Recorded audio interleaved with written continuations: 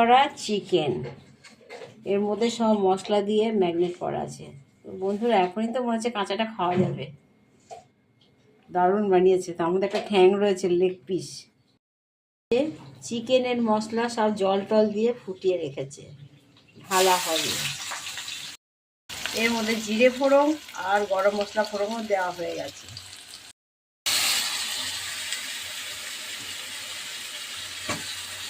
মাংসটা দিয়ে দেওয়া হলো তেলের উপরে।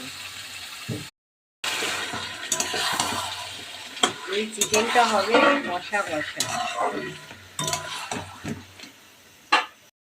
বন্ধুরা চিকেনটা আমার কষা হয়ে গেছে, আর দিয়ে দিচ্ছি গরম জলটা মশলার দিয়ে, ঢাকা দিয়ে দেবো, হয়ে যাবে আস্তে আস্তে।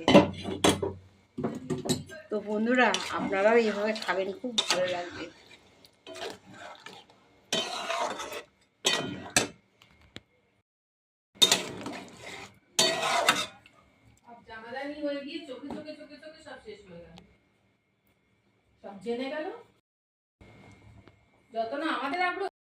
হয়ে গেল আমার মাংসটা।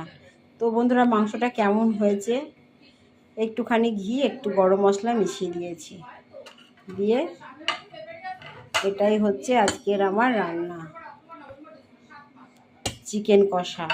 কেমন লাগলো বন্ধুরা ভিডিওটা অবশ্যই বলে, যদি ভালো লেগে থাকে আমার পেজটাকে ফলো করবে। তো বন্ধুরা এখানেই ভিডিওটা স্টপ করলাম।